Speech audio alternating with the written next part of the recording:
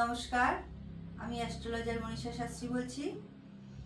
আমাদের রাশিচক্রে যেমন 9টি গ্রহ আছে, 27টি নক্ষত্র আছে, 12টা ঘর আছে, 12টা ঘরের 12টা ভাব। সেই থেকে তো আমরা সমস্তটাই বিচার করি, কিন্তু এই বিচার রাশিচক্রে আরও অনেক রকমের বিচার কিন্তু আমরা করি। রাশিচক্রটা যখন আমরা বিচার করি তখন কিন্তু নবাংশটা খুব দেখার দরকার হয়। নবাংশর পরে দেখতে হয় সপ্তমাংশ। ব্যবসা, বিবাহ এইগুলোর জন্য কিন্তু সপ্তমাংশ ছকটা খুব দেখার দরকার। তারপরে দেখা হয় দশমাংশ ছক।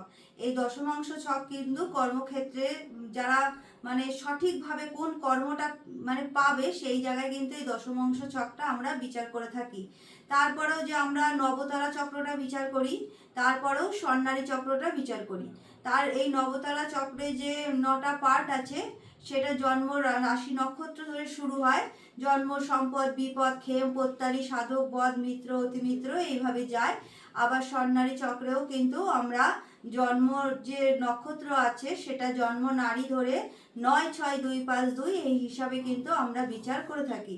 তা আমাদের রাশিচক্রটা কিন্তু সঠিকভাবে বিচার বিশ্লেষণ করলে দেখা যায় যে কোন জাতক কোন দিকে গেলে সঠিকভাবে জীবনে সাফল্য পাবে। কেউ কেউ আছে যারা ব্যবসার দিকে অনেক ন্যাক থাকে বা তাদের ব্যবসা করলে অনেক শুভ হয়। আবার কোনো কোনো জাতক জাতিকার ক্ষেত্রে চাকরির ক্ষেত্রটা খুবই শুভ থাকে। তারা যখন চাকরির দিকে চেষ্টা করে তখন কিন্তু সেটা প্রাইভেট সেক্টর হোক বা গভর্নমেন্ট জব হোক, তারা যদি যাদের যোগ শুভ থাকে তারা কিন্তু চাকরির ক্ষেত্রে সাফল্য পায় যদি তাদের দশমাংশ ছক বা দশম ঘরে শুভ গ্রহ থাকে। তাহলে আমরা কিন্তু রাশিচক্রটাকে বিচার করলে জানতেই পারি ব্যবসার দিকে কারা যাবে বা চাকরির দিকে কারা যাবে। অনেক সময় দেখা যায় অনেকে চাকরির পাশাপাশি ব্যবসাও করে, তখনও কিন্তু তাদের দশম ঘর আর সপ্তম ঘর ভালো থাকতে হয়। তাহলে বুধ গ্রহটা কিন্তু ব্যবসা কারক গ্রহ। বুধ যদি ভালো না থাকে তাহলে কিন্তু ব্যবসার ক্ষেত্রে অনেক সময় দেখা যায় ব্যবসা তো শুরু করলাম কিন্তু অনেক লসের মুখে হতে হয়, সেটা ডিসিশনের ভুলের জন্য।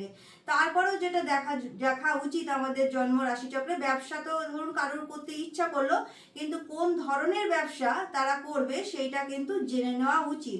তাহলে কিন্তু পারফেকশনে, ধরুন কেউ ঋণ নিয়ে ব্যবসা করছে, সে ব্যবসা করার কথা ভাবছে বা ঋণ নিয়ে তারা ব্যবসা করতে চাইছে, সেক্ষেত্রে কিন্তু ঋণ নিয়ে ব্যবসা করার পর যদি ভুল চয়েস হয়ে যায় ব্যবসার ক্ষেত্রে, সেখানে কিন্তু পুরো টাকাটাই লস হয়ে যায়।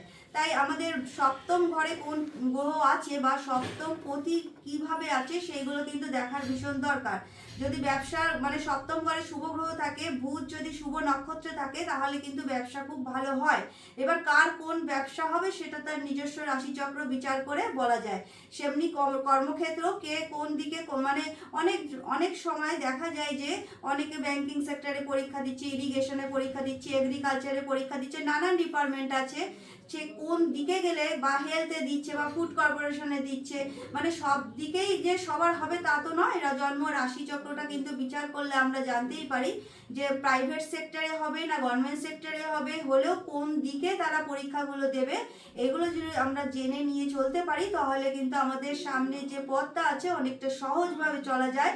জীবনে তো সমস্যা থাকবেই, সমস্যাটাকে কিন্তু ওভারকাম করেই চলতে হবে। বর্তমান সময় কি দশাটা চলছে, কি অন্তর্দশা থাকছে, যদি লগ্নপতি, নবমপতি, দশমপতির দশা চলে, দ্বিতীয় পতির দশা চলে, কিন্তু সাফল্য তাড়াতাড়ি আসে। আবার এদিক থেকে যদি আমরা ষষ্ঠপতি পাই, অষ্টমপতি পাই, দ্বাদশপতি পাই, সেখানে কিন্তু আবার তাদের সময়টা একটু প্রতিকূলতার মধ্যে দিয়ে যায়। তবে দেখে নিতে হবে যে কি সময়টা চলছে, সেইভাবে যদি সমাধানের রাস্তায় আসা যায় তাহলে কিন্তু ভালো থাকা যায়।